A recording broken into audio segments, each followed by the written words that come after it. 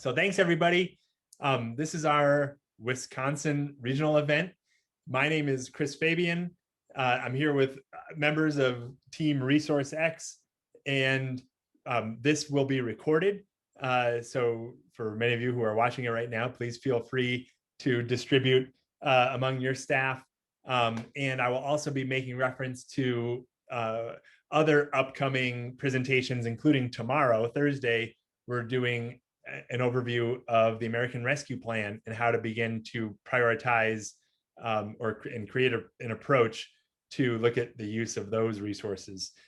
So we're really excited today to be speaking with the Wisconsin region. And part of the rationale is because Washington County, Wisconsin, was one of the very first organizations to implement priority-based budgeting. They have been written about in Government Finance Officers Association, their latest book, Financial Foundations for Thriving Communities, extensive case studies. They've done really well. Following Washington County's path, Marathon County, Monroe, Wisconsin, Jefferson County, and most recently, Wausau. There are many reasons to be excited about all of the work going on in Wisconsin. And we've also come to appreciate the challenges that you face in Wisconsin from a local government perspective. And that's why we wanted to create this special event, really focusing on you. As we do get started, Brad Steckert, who's from Team Resource X, is going to talk a little bit more specifically about Washington County, although we will be telling more of the story from other Wisconsin communities. But Brad used to work in Washington County up until recently. In fact, approximately September of last year in 2020, we're as Resource X is growing, and we were looking for our next new staff member.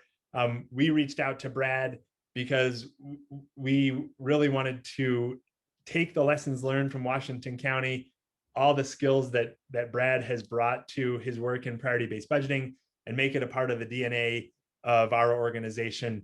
And that has been a dream come true. So with that, I would love to turn it over to you, Brad, to share a little bit about Washington County. For anybody who attended our annual priority-based budgeting summit in 2019, we have our annual event in Denver every year. Brad's presentation was one of our capstone presentations on applying PBB and towards excellence and leadership.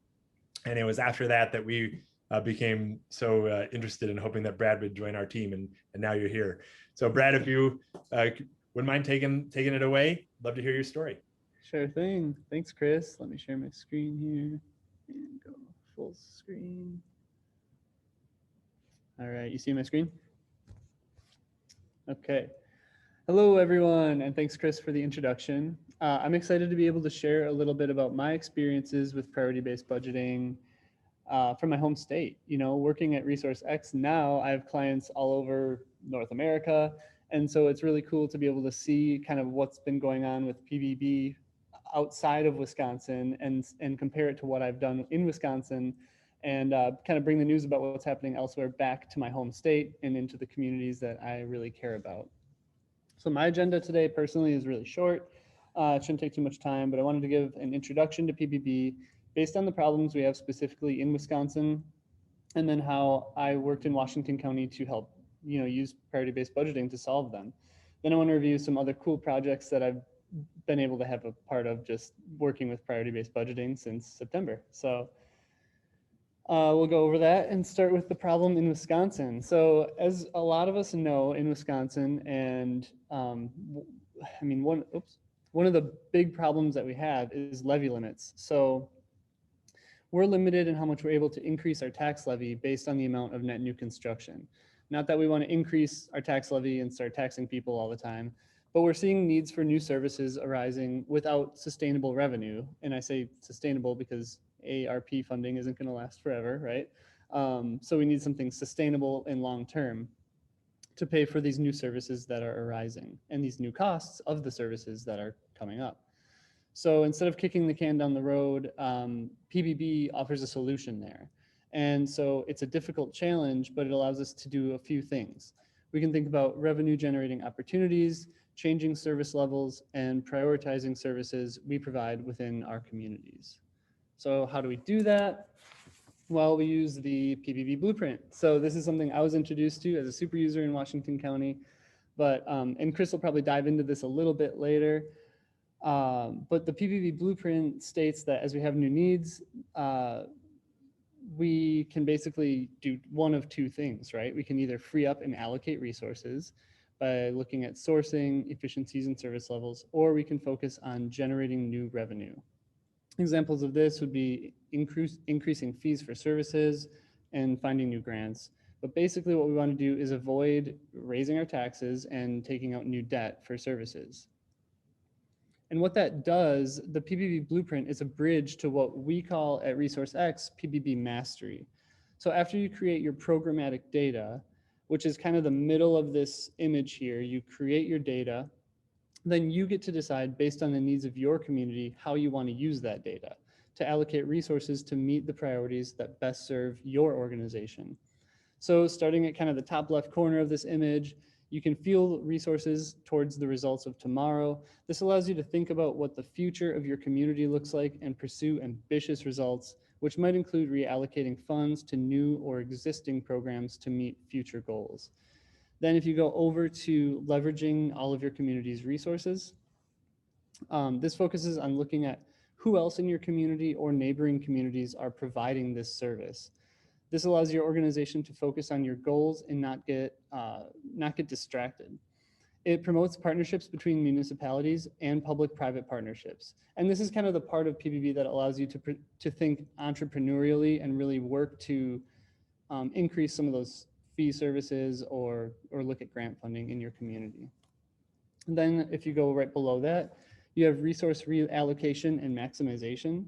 So this assists your organization in thinking about how you can enhance programs that need a little more focus. It allows you to optimize your resources by defining how programs meet community needs and effectively recover your costs. And then throughout this whole process of PBB mastery, you're looking at that bottom left corner is communication, accessibility, and accountability. So the whole time you're going to want to be driving the decision making within your organization by effectively communicating the programmatic data, linking it to multiple data layers, and giving you the ability to share your budget data in an easy to understand way by your community or board.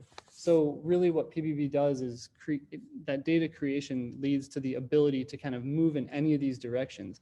You don't need to necessarily do one of these boxes, but you can kind of dabble in becoming, striving for PBB mastery in any of these boxes.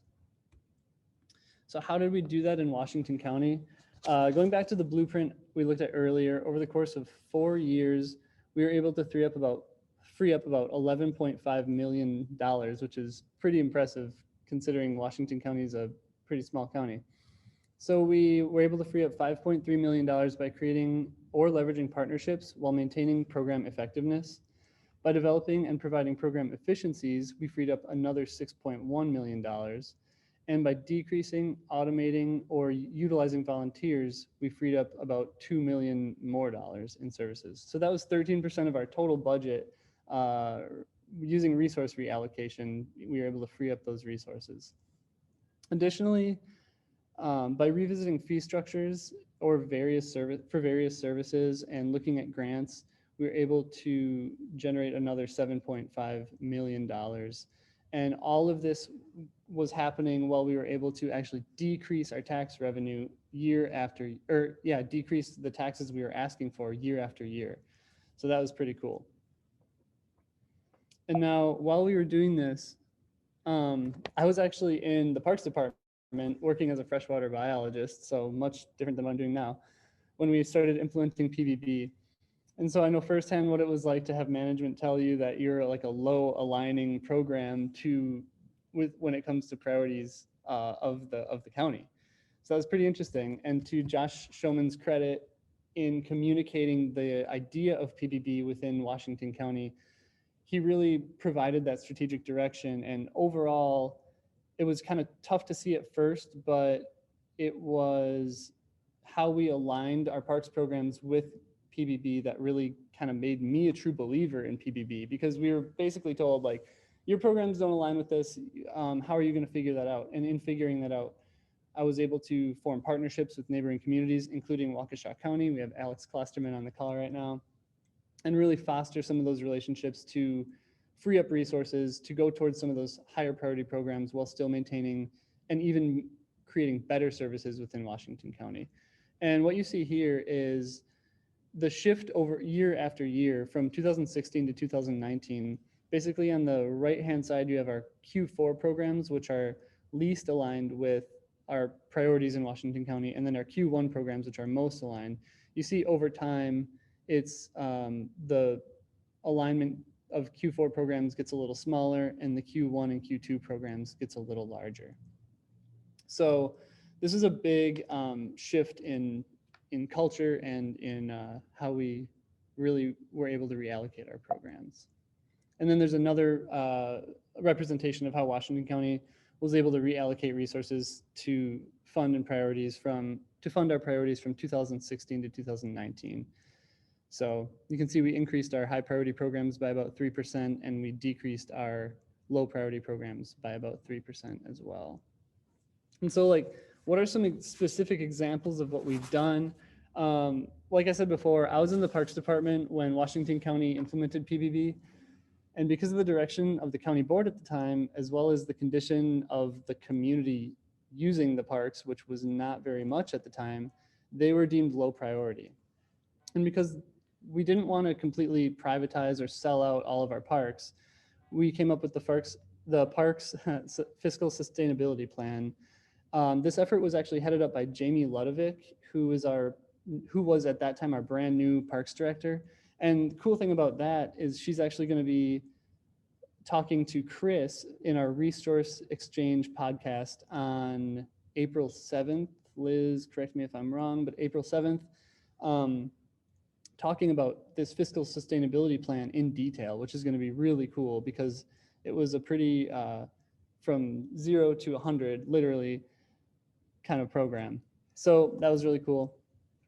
And what happened was, over time, using this parks fiscal sustainability plan, we were able to focus on priority parks, implement parks fees, and we were using license plate readers instead of having to hire people to sit at the entrance of parks to collect fees, using sponsorship structures and naming rights, and then using public-private partnerships like beer gardens, live music, and then creating like disc golf courses and putting disc golf shops right in our parks, as well as implementing dog parks. We were able to take our tax levy support from $375,000 a year down to 0 in 2021. So this year actually was the first year that the parks are completely off the tax levy, which was amazing stuff. Thanks for putting that in the chat, Liz. So that's one example in the Parks Department, but another example is in our health department, and this one is actually really interesting too. So we have Washington County, and these are really fun names to pronounce. We have Ozaukee County. So we have Washington County and Ozaukee County are right next door to each other. And what was happening is the two counties were providing the exact same services in their health departments, but some of us were way overfunded and some of us were way underfunded. So like Ozaukee's nursing program was way overfunded and understaffed, and then our Samaritan Health Center, same thing, overfunded, understaffed. So we were using the same types of equipment and types of staff, but they just weren't meshing.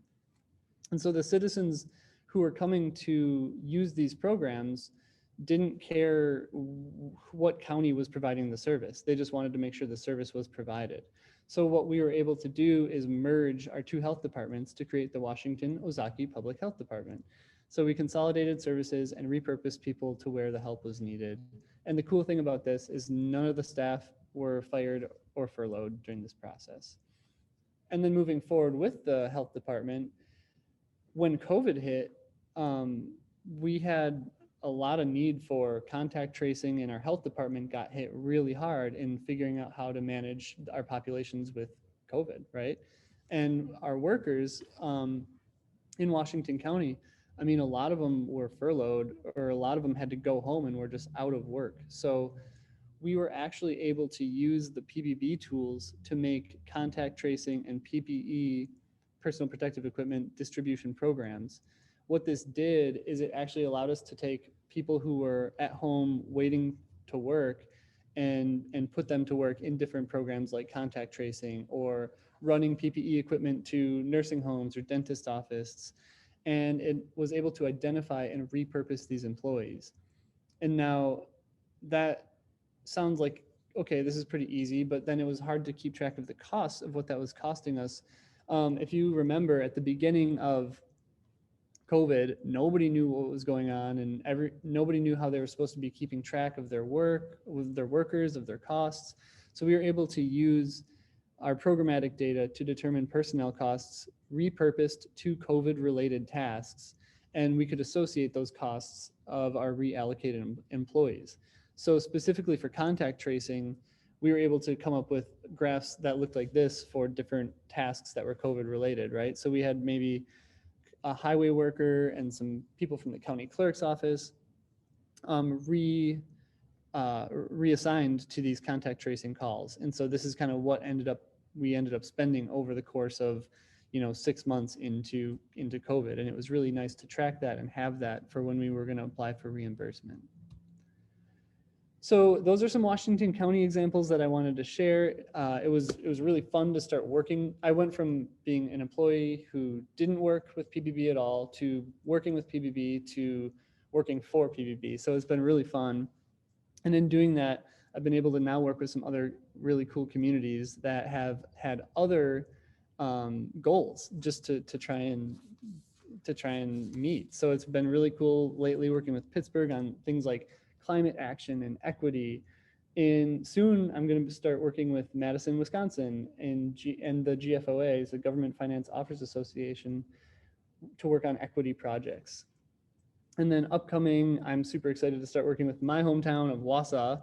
Don't ask Chris Fabian to pronounce that, but Wausau, Wisconsin, to come up with a strategic direction and fiscal health initiatives. So, and then there's just some other communities as well with different cool goals that we're trying to meet, and that we're using the priority-based budgeting tools to be able to really focus and hone in on those opportunities. So with that, I digress. I can hand it over to Charisse Mead, who is the program director for ELGL. And we've been really happy partnering with ELGL, which is Engaging Local Government Leaders, throughout a lot of our implementations, and they are a big partner for today's workshop as well. So with that, I can stop sharing and hand it over to you, Charisse. Thank you. Let me just pull up my screen here. Is that showing? Awesome. Thank you. Thank you so much for having me today. As mentioned, I'm Charisse Mead, the program director for ELGL, and we're really excited to be partnering specifically with ResourceX on an upcoming training experience called Budgeting for Resiliency. It's a 3-month cohort, and it's all about priority-based budgeting, and it's going to combine ResourceX's expert instruction with some hands-on application of the skills that you're learning and using their software. So you'll gain foundational PBB knowledge. We'll be looking at case studies and engaging with, of course, the software. You'll begin building out your data set and identifying some program insights that inspire actionable and resiliency focused decision making. And really, given the year that we've had, we'll be looking at a lot of this through the lens of achieving equity and climate outcomes. Like Brad mentioned, there's a lot of really cool stuff going on with that. So we're excited to have that aspect as part of this. So if you're interested with what you're hearing today, I hope you'll consider joining us. You can find all of the information at elgl.org/learn. I just realized I have been talking and not changing my slides at all. So here is what the cohort is. elgl.org/cohorts has the information for this specifically. I'll drop the link in the chat too. And you'll find all of the information that you need in there about the program, the dates for everything, and then the application also. And the applications are open through March 26th. If you are considering joining and need a short extension for the application, please just reach out to me, Sharice at elgl.org, and we'll be happy to accommodate that too.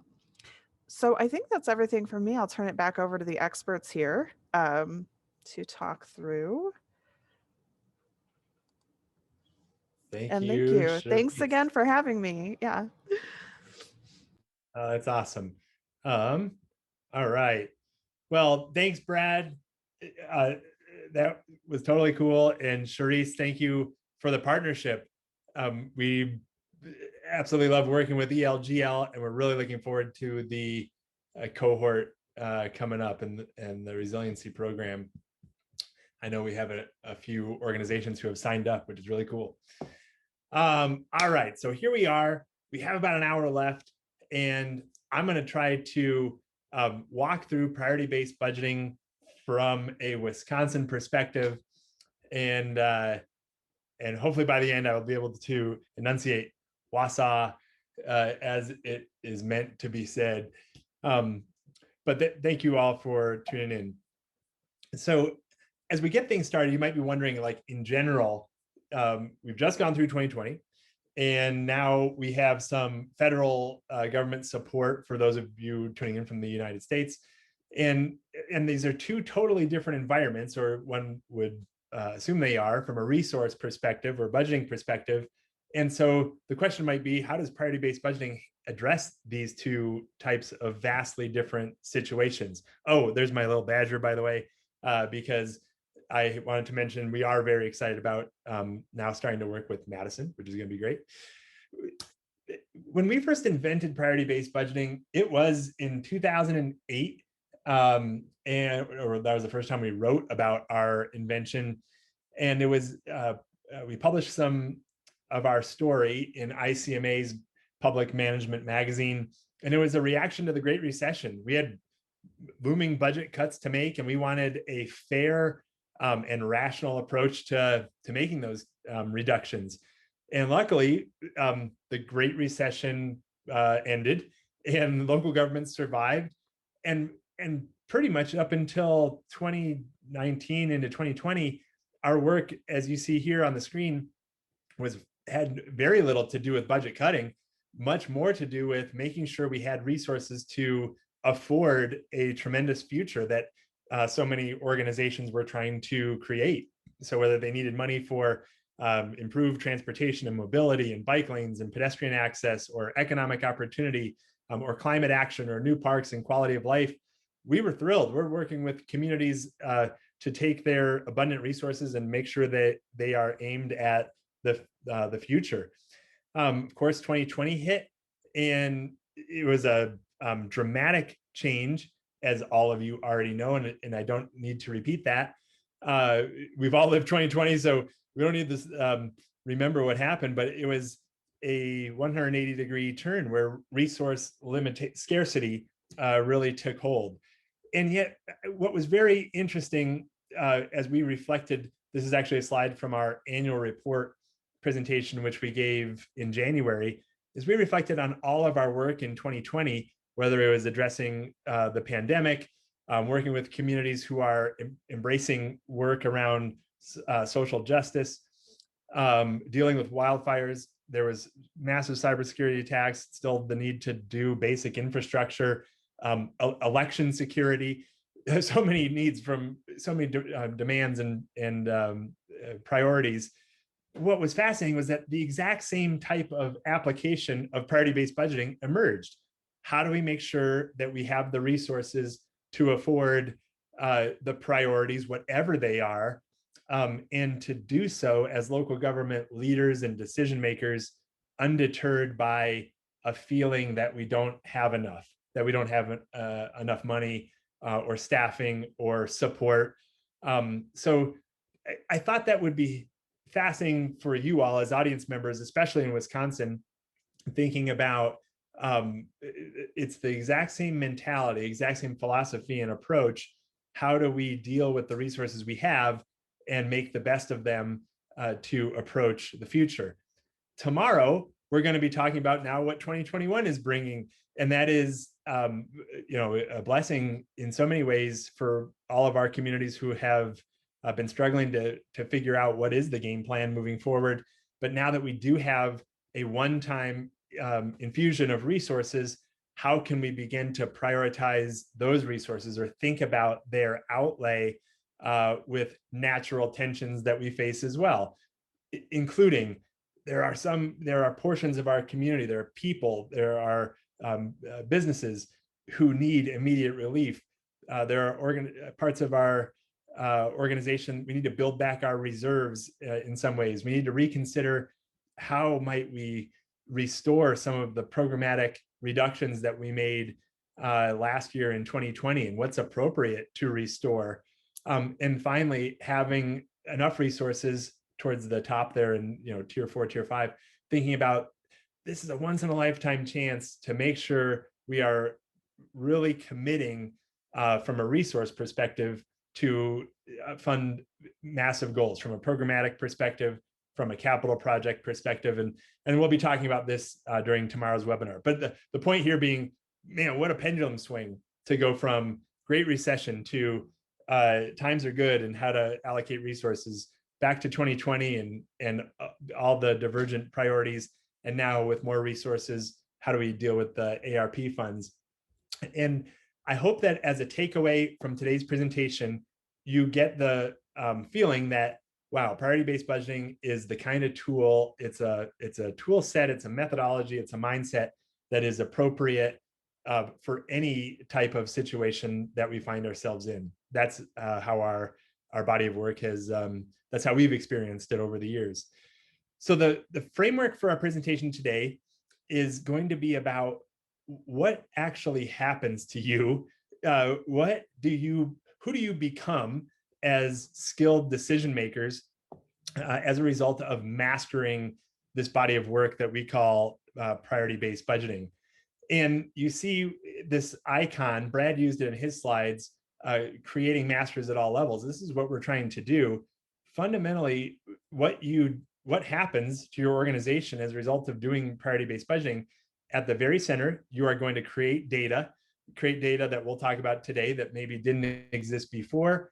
And then throughout all 4 of these levels of mastery, you will attain certain skill sets, ways to apply data to help set you up for the types of environments that we just talked through, and really approach funding the future in a way where you can handle any type of situation that comes up to the greatest extent possible.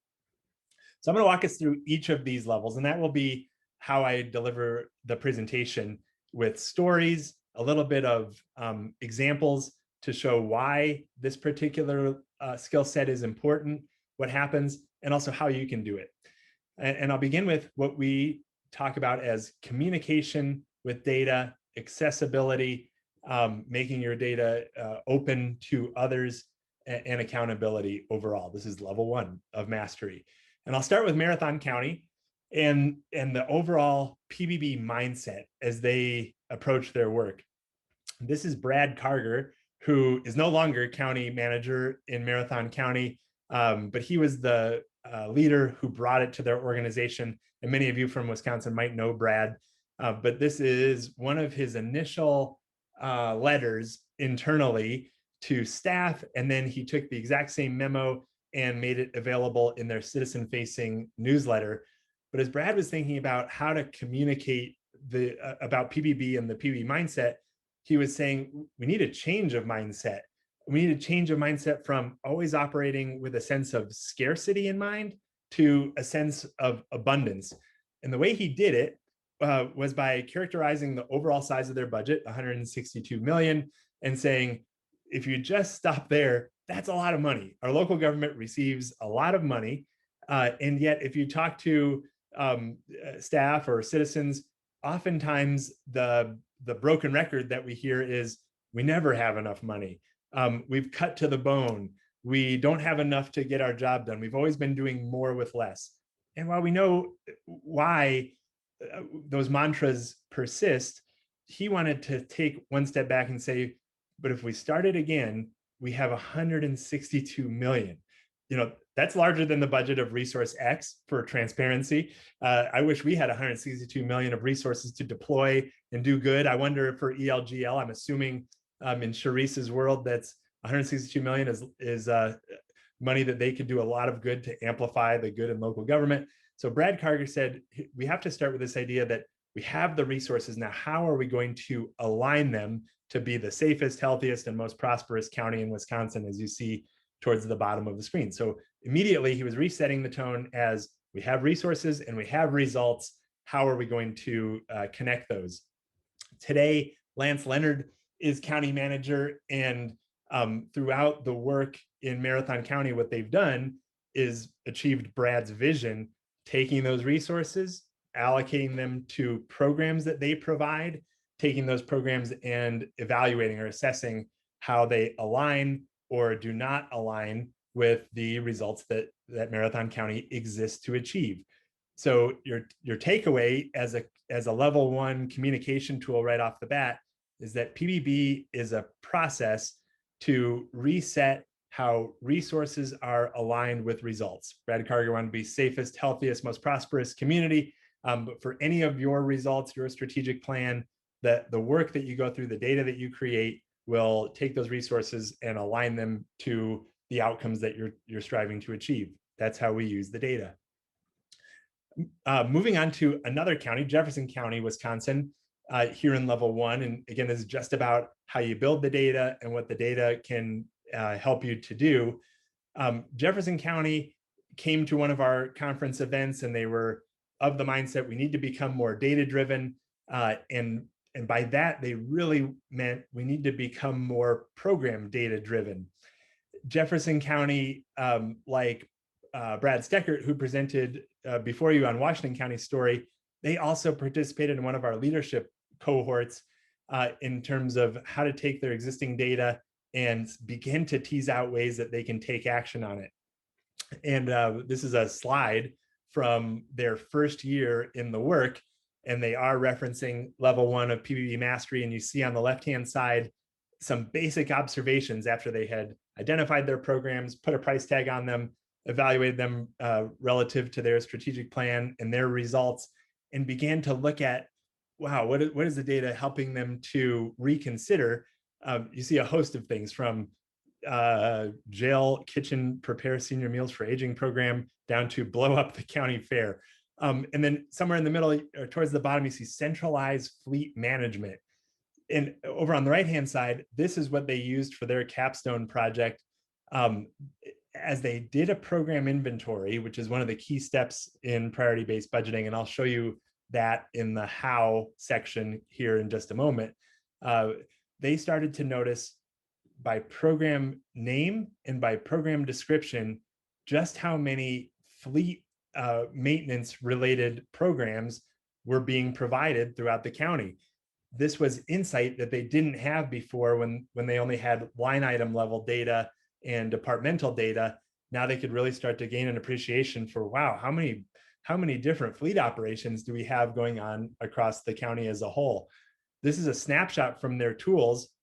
You can click into it and zoom out, and you can see by program name, fleet maintenance and repair, fleet turnover program, county parks, fleet maintenance and purchasing, and so on. These are all from different departments, all the way down to the sheriff's office. And by description, what they were discovering was fleet operations being provided in fleet, in the sheriff's office, in streets and public works, in human services, and in parks.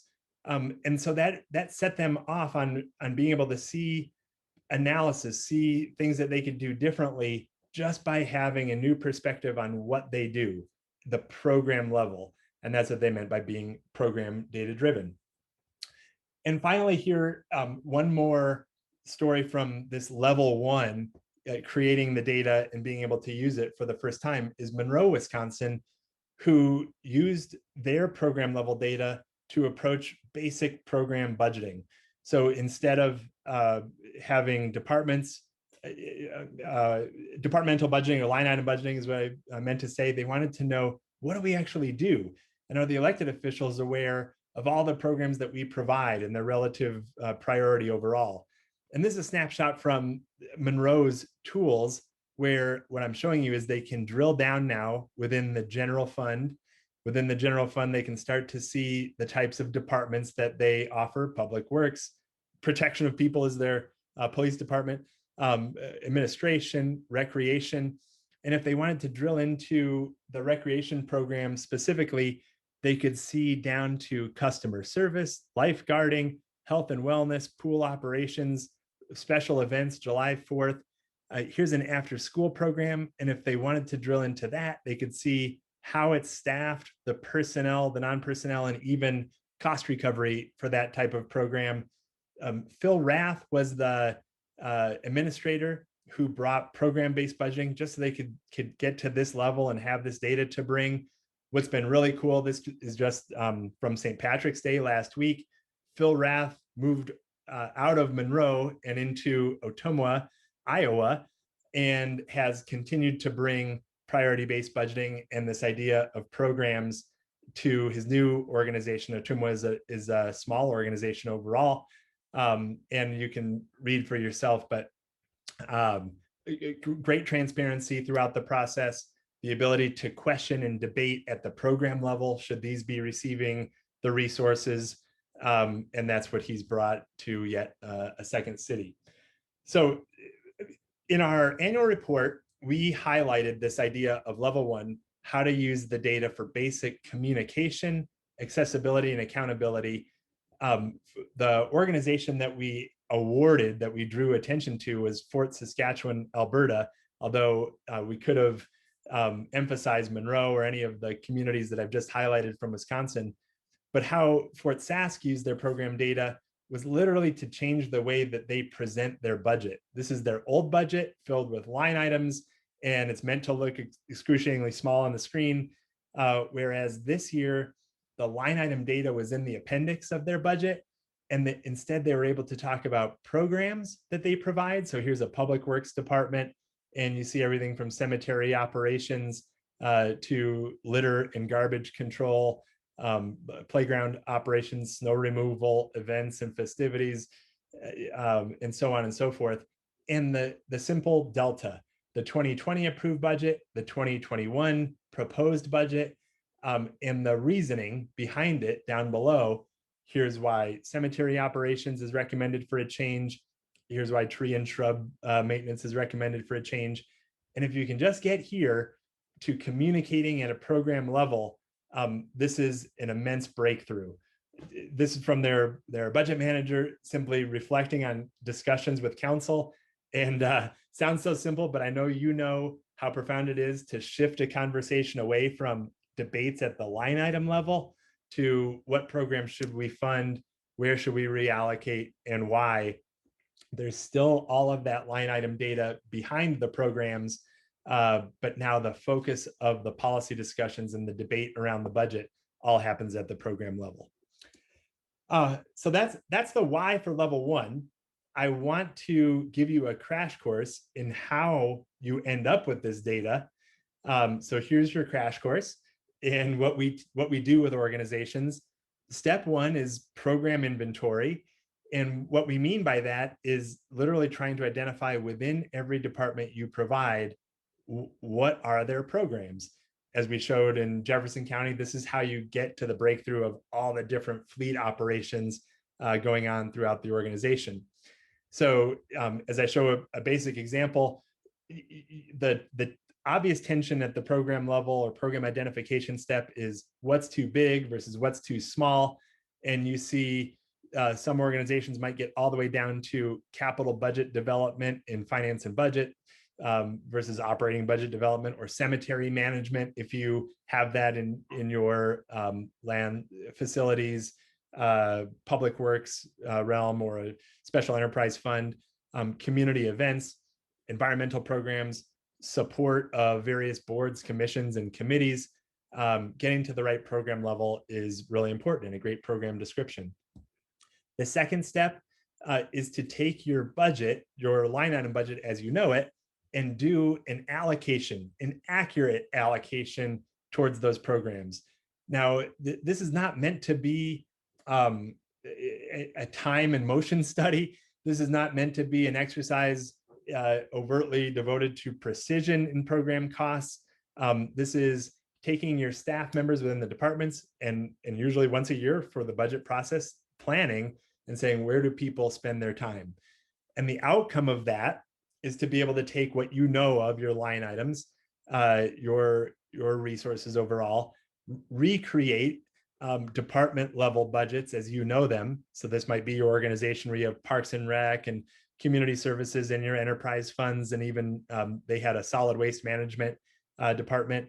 And then what's new is being able to get within solid waste and see each and every program and their price tags. So here's curbside recycling versus curbside organic versus basic garbage trash collection, what it costs to run the recycling depot, the compost depot, even public education.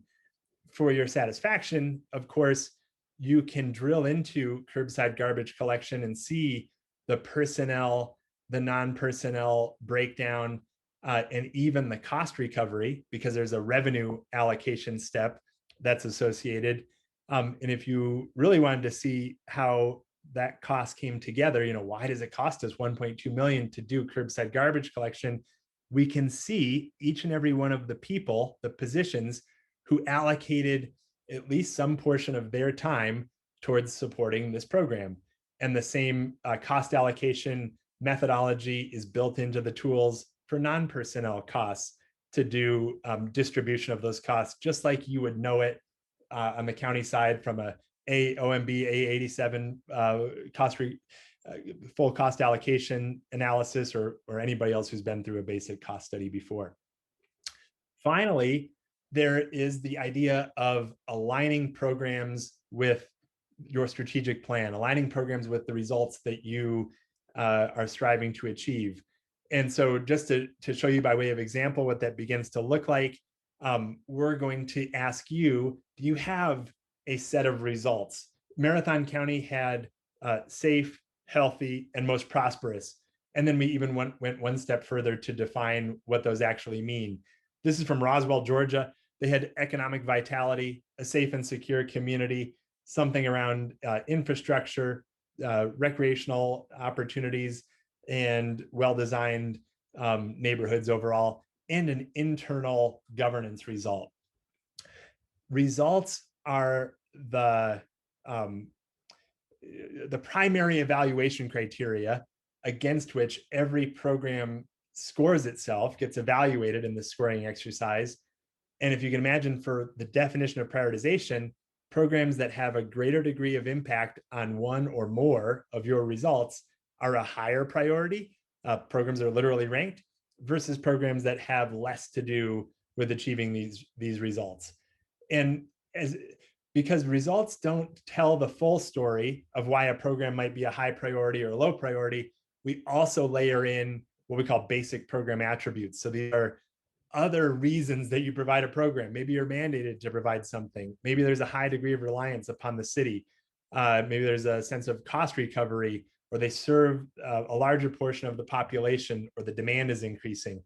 It's the composite of how programs influence your results and meet the basic program criteria that lead a program to be a good return on your investment, versus something that has less to do with any of these criteria.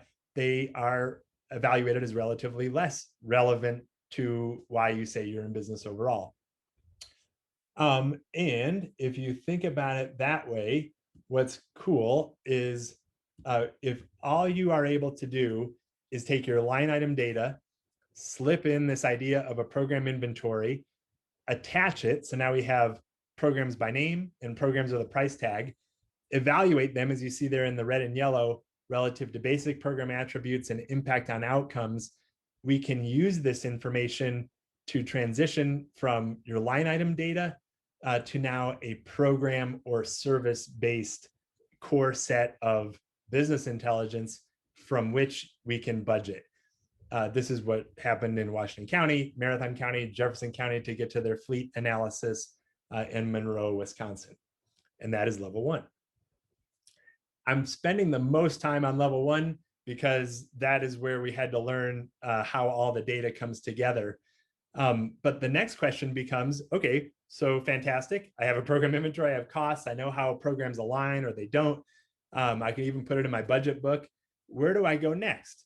And the second level of mastery then is you can assess where changes can be made. And the skill set that we want you to learn or master, your departments, frankly, is where to change from your baseline, change from your status quo. You want to reallocate resources in order to fund something, or you want to generate new revenue if you can. I know in Wisconsin we have our limitations, but we need to figure out all of our resource strategies in order to fund a better future overall. Our case study, our award winner this year in the annual report for this level 2 was the city of Littleton, Colorado. Brad showed the blueprint up above, and we'll spend a little bit more time on this blueprint here in just a moment. But if you think about the blueprint, what it is it's like a balanced equation. On the left-hand side of the blueprint, we have where you need new money, right? You need to start new programs around contact tracing like Brad had to do. And on the right-hand side is where are we going to get the money?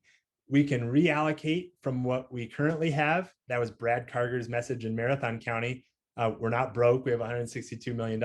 So we can choose to reallocate our current budget to fund our new needs, or we can generate new revenues overall. The city of Littleton was highlighted for this award this year because in 2019, they took a first toe in the water approach to identifying programs that they offered that presented opportunities for resource reallocation. And they told departments to pick three programs that meet the criteria. Departments developed a discipline. They understood what was being asked of them and why it was important to do this. And when 2020 hit and shocked everybody with the order of magnitude of the revenue shortfall, departments were not surprised when Littleton brought back the blueprint as their framework for, hey, we have a leak, a drain on our reliable tax revenue. Therefore, we need resource reallocation ideas and revenue generation ideas. And we still can't give up the fact that some programs are going to need growth. So they applied the blueprint to everything that they do. And this is one of the charts that came out of it. Kind of small on the screen, I apologize, but you can find it in their budget book. For every program that they offered, they applied a blueprint related sense of direction, a recommendation for the future. Here are all the decreased service level programs and the amount and the description for what would it actually mean if we decrease service levels, how much would we save, are those resources personnel, are they non-personnel, are they true costs, are they available for reallocation, or are they available for the cost reduction overall. Here we have maintained service levels, program elimination, efficiency increases, partnerships and outsourcing. And this became in their budget process, the back and forth dialogue with elected officials, with city council to say, are these the most prudent decisions that we can make in order to get through COVID? And then this is the budget message from City Manager Mark Ralph was, fortunately, they had the data in place to handle and get the types of recommendations at a program level that they needed to sustain their way through COVID. And it's just a remarkable story. Recommendations at the program level. Brad had mentioned the Washington County case study and resource reallocation. I'll just show you right here what Brad had described. This is what a lot of organizations felt like in COVID. This was not just during COVID, this was prior to, where Washington County was seeing less resources come into the county coffers. And the pressure in Wisconsin is always to do more with less, right? So as you have less, how can we at least sustain the services that we provide? That's hard enough with a drop of nearly 10% in your reliable resources to just hold on and provide the programs that you already provide. And yet Washington County, as Brad mentioned, somehow managed to increase services to the tune of $11.5 million. That's epic. Yet you're losing 10% on one side and you're putting 12% towards new growth. How do they do that? Brad walked us through They found practical programmatic recommendations to reduce service levels for about $2 million, find program efficiencies for another 6 million, outsource programs for another 5 million, and to come up with entrepreneurial creative ways to generate new revenues to the tune of about 7.5 million. We recognized Washington County and still think what they've done is the way forward. To reallocate over 10% of your budget is something that we'll cover in tomorrow's ARP presentation. If you consider Washington County's ARP funding, it is on the order of about 10% equivalent to their budget. The fact that they've been able to master reallocating to the tune of about 13% means that they're getting the equivalent of ARP funding, not for 1 year in one-time money, but year after year after year, because this is a recurring, ongoing resource reallocation to fund their future. And we think it's something that we all need to be able to aspire to. Okay, so this is applying the blueprint. I had already talked to us in level 1 about how to get our baseline data. It's the use of that data to come up with insights, things that we could do differently, programmatic recommendations that lead to the type of blueprint recommendations that we just saw from Littleton and Washington County. So data leads to new insights that maybe we wouldn't have had before, and we use those insights to take action and actually have a budget recommendation or reallocate our resources overall. So that's our flow. Data leads to insights, insights lead to action. Here's another way to look at it. So I want to give you a quick overview of how you can also use the blueprint and the exercise, whether you have your program data working with us or you take a first shot at developing a program inventory, is to ask this question: what is the future of every program that you are providing? And it's a funny question sometimes because usually our assumption is, well, I'm guessing we will grow every program that we provide. Every program can improve. Every program is serving a particular constituency.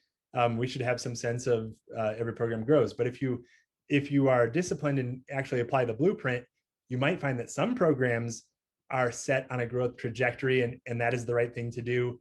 Whereas other programs, maybe we should have them on a sunset trajectory or a trajectory where we hope they become more efficient in the future. Let me show you some examples. So back to Littleton, they, in their pick 3 experience, they had media and streetscape maintenance and payroll processing. And for each of these, in median and streetscape maintenance, they had service level increase. The future of that program is in line with the results we're trying to achieve. We need to grow that program overall. For payroll processing, it was program efficiency. They had recognized a vacancy that they had not filled, and they thought they were doing just fine without filling that position. So its future was, I bet we can do payroll processing for less and less towards the future of our organization. So it's on an efficiency trajectory. And you can add up all of your service level increases and compare them to all of your resource reallocation opportunities and all of your revenue generation to develop the type of blueprint scoreboard that we just saw for Washington County. And the basic idea is for your organization, everywhere where you need new investment, where you need to increase spending, in order to fund that, we either need to decrease spending from other areas or bring in more money. And that is how to apply the framework. You can look at this even more closely within the tools and combining your level 1 prowess now of all your program data and your ability to be transparent. We can look at payroll processing from 1 year to the next and actually see the program FTE went from 1.2 to 0.95, where they took advantage of this vacancy. So here's the finance technician, and that program cost is 0. So they're being completely transparent. That's how we achieved our savings. They also had some non-personnel cost reductions from 32 grand to 27 grand. So it's really cool to be able to see programmatic change from 1 year to the next, applying a program insight here for program efficiency. And now imagine this case amplified over the rest of the programs in your organization. Brad had mentioned Washington County's park story, and they were highlighted for level 2 mastery in our annual report. Just as Brad mentioned, back in 2018, when they first did priority-based budgeting, these programs in parks were low on the priority scale in Washington County, and they were highly subsidized. And so an appropriate use of PBB, if you fund anything that has low alignment with your results, is for you to ask, or your elected officials to ask, which is what happened in Washington County. Hey, maybe we should not be in this business, right? On the blueprint, that would either be a service elimination or a service level reduction all the way to 0. However, with Jamie Ludovic and Brad and Josh Showman from that team, they said, give us a chance. We're going to focus on the bottom right-hand side of that blueprint for new revenue generation or alternative ways to fund all of our programs besides being reliant on the levy, on property taxes, on resources that could be reallocated, and through programmatic recommendations that follow the blueprint.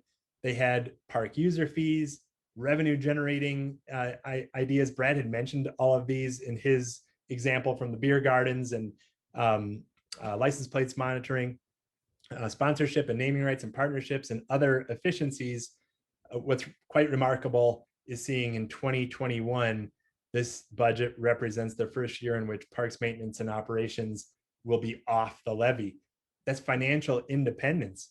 And for any organization, let alone Wisconsin organizations, for a department to go from totally subsidized to a degree of independence is something to applaud. And that's what we're talking about in level 2, how to use your program data to come up with entrepreneurial ways to generate revenue and opportunistic ways to reallocate resources.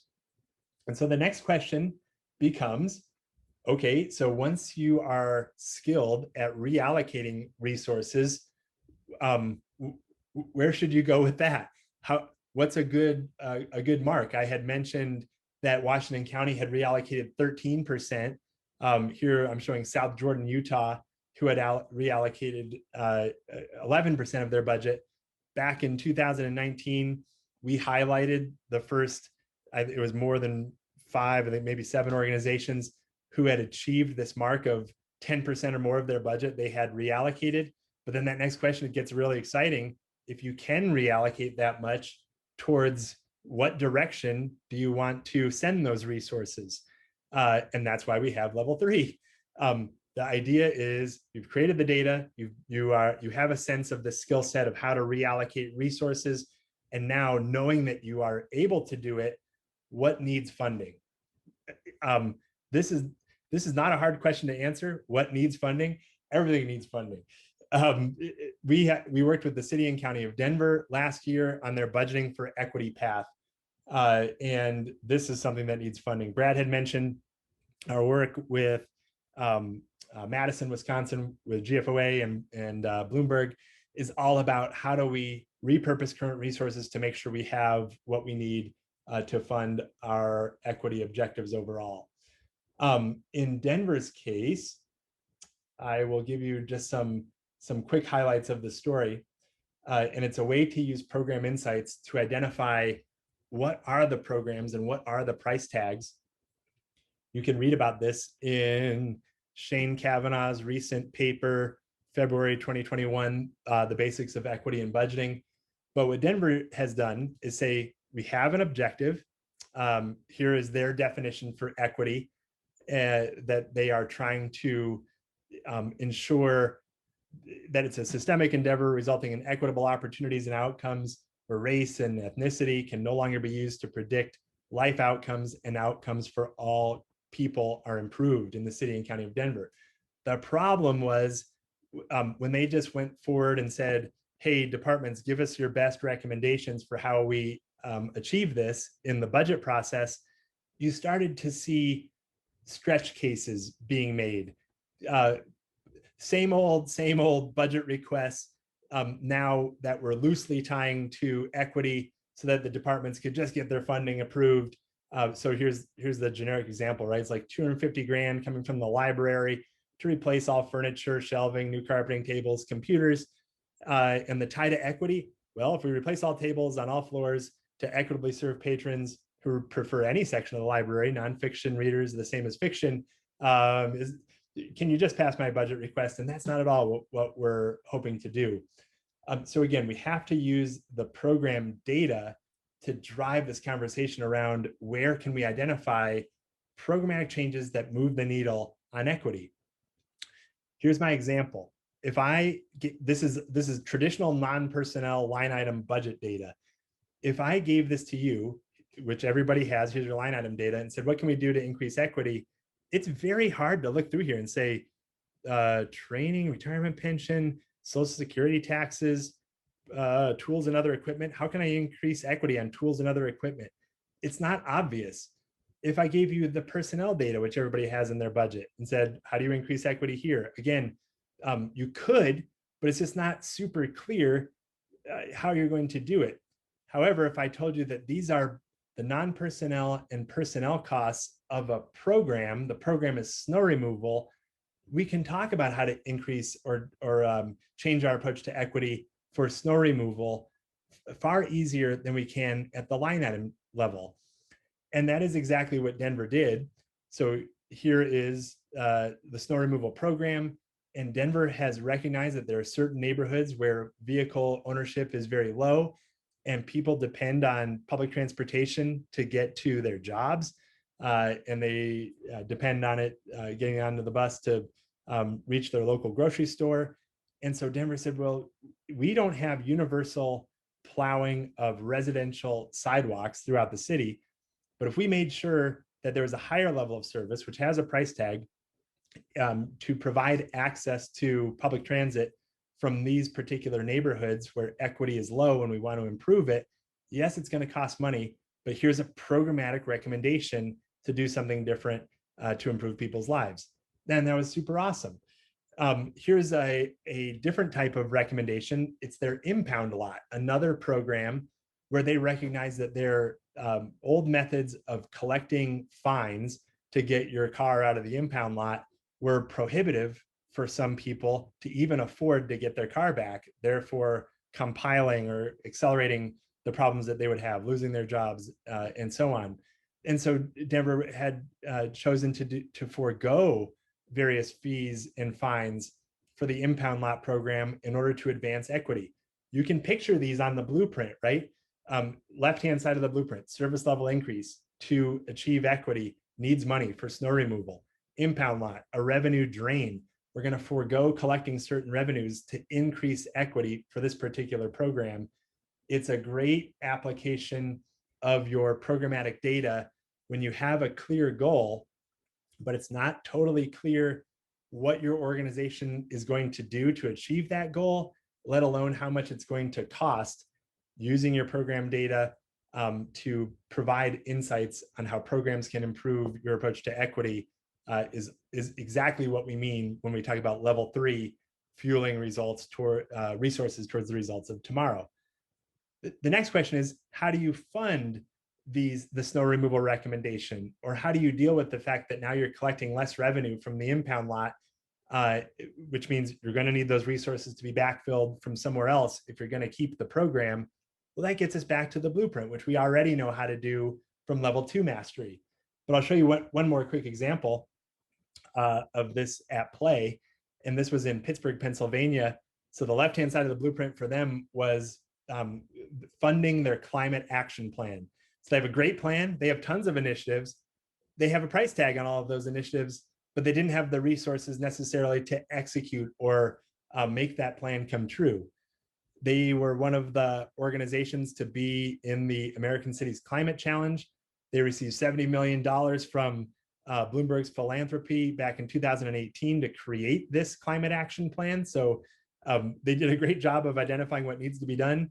It's just when it came to the budget process, and especially in 2020, there were no resources to be able to get it funded overall. Fast forward to their work in the application of the blueprint for insights in their very first go around. They have identified $23 million from service level decreases, program efficiencies, and sourcing opportunities to fund their climate action plan. as well as new revenue, entrepreneurial revenue generating ideas for another 18 million, taking their program data, same way as we just learned how to do, looking for these opportunities. And now they have this resource availability to fund their plan in a substantial way. If you think about this, and this is another opportunity to give a shout out to Wisconsin Communities. I had mentioned the organizations that we had highlighted for 10% reallocation. This is just over the last year. We presented this data in our annual report, and you see here's Jefferson County, Wisconsin, here's Washington County, and each of them are right around that 10% mark from one year to the next. That's another resource reallocation. And this idea of resource liquidity applies to any goal that we have. So you can look this up that if you take a goal like climate, maybe it's 300 billion. You can search this on the internet to flatten the curve. It's going to cost us 300 billion to not make the problem any worse than it is today. Reach flattening the curve on the problem, or 3.8 trillion for worldwide energy transition. So we can imagine the cost is like a back of the napkin type of analysis. And if you looked at a very broad perspective of all state spending and local government spending, it's combined roughly $3 trillion annually. And if you start to apply this thinking of what we could truly free up, if we could reach 5% reallocation, we could free up 150 million, or we can reach 10% reallocation. This is how much money we could make available, or resources we could reallocate. And if we get good at it, then these types of massive problems that have astronomical price tags become a little more approachable. That maybe if we can do this and really dedicate these resources towards a result like climate, like equity, or any of your results overall, sustainability, economic opportunity, public safety, then maybe we can find the resources we need. And it's back to Brad Carger's initial PBB mindset that maybe we're not broke. Maybe we have the resources to accomplish what we set out to do. We just have to master these skills. Finally, let's talk about level 4. And the idea here is, man, we now know how to get our data and communicate it. We have mastered the skill of changing how things are currently funded, like Washington County Parks. We can become totally independent, or we can reallocate or maximize new revenues. We know what to do with the resources. We have no shortage of needs. So we know how to apply program data to come up with actionable recommendations with a price tag to fund a result that's important to your community. And you can imagine at some point, man, you can only reallocate 10% again and again and again before you've reallocated everything that you have. And at what point might there not be a better trade-off within your organization? What do you do then? Are you just totally optimized and there's nothing better you can do besides draw in more resources from your citizens? And we say, well, maybe we can look outward towards other entities who are also striving to achieve results like you are, and find ways to partner. If we can partner with other entities, we can begin to leverage their resources towards the results we're trying to achieve, almost as if we're growing the size of our overall regional budget in pursuit of common results. And this is leveraging all of your community's resources. If you think about the blueprint, this is fun because it hits on a revenue generating idea, where maybe you are going to be an insourcing partner to optimize resources across your region. And maybe it's a reallocation opportunity where you find a partner who can take something over, allowing you to free up resources to fund the results that you're most interested in. We have seen this at play, and I'll just give you some very quick examples, end on Washington County, and begin to move towards a conclusion. But Englewood, Colorado, where Eric Keck from our team used to be city manager, used the insourcing strategy from the blueprint to look at fleet operations. And whereas neighboring small communities of Sheridan and Cherry Hills Village had a really tough time just maintaining their basic fleet, Englewood had a large enough garage where they could insource this work, generating new revenues in an entrepreneurial way, no different than Washington County Parks. And it was a win-win for all organizations involved. Cost savings for Sheridan and Cherry Hills Village, revenue generating even more so than the increased costs for the city of Inglewood. And then Inglewood turned right around and practiced the other side of the blueprint as they outsourced their fire services and EMS to Denver Fire, the city and county of Denver, where Denver was now the insourcing entrepreneurial revenue generating partner, and the city of Inglewood found a way to lower their costs overall, allowing those resources to be reallocated towards results that Inglewood needs to aspire to achieve.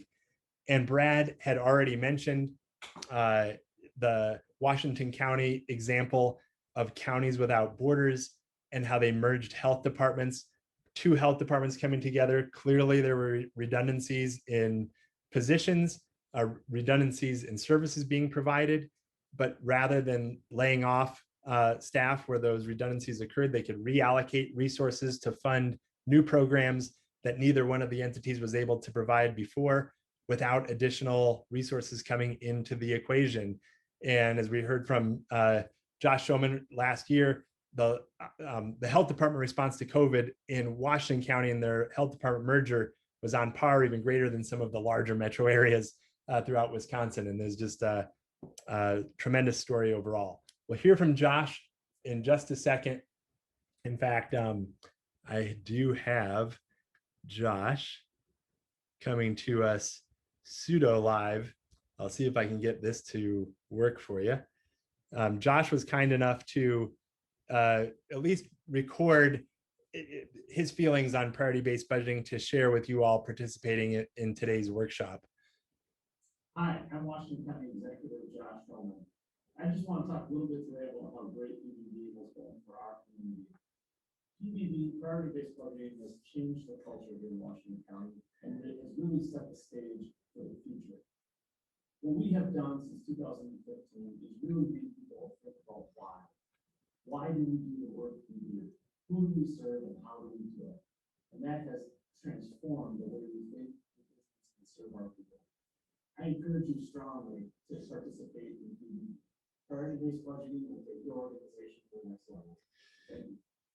Thank you, Josh. For those of you who know Josh, he's a pretty inspiring character, and we're really thankful for him to record that message for us. And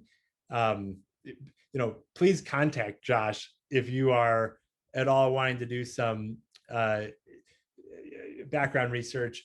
And just like Brad had said, Jamie Ludovic is going to be coming onto our program for our podcast, our resource exchange webinar series here upcoming. And at this point, you have now seen how the data is created, and you've seen how we use insights and push towards actions fulfillment at all of the levels. And if you are able to achieve all of these levels, we firmly believe you're the type of organization who can handle resource allocation in COVID times, as well as ARP times. And that's what we're striving to achieve. I mentioned tomorrow's ARP webinar. We hope you can join us there. If you are at all interested in seeing even more in-depth, a hands-on experience to develop program data, do cost allocation, do scoring, see how all of it comes together, we are offering March 31st and April 1st a 2-day or a 2.5-day experience. It's called the Resource Experience.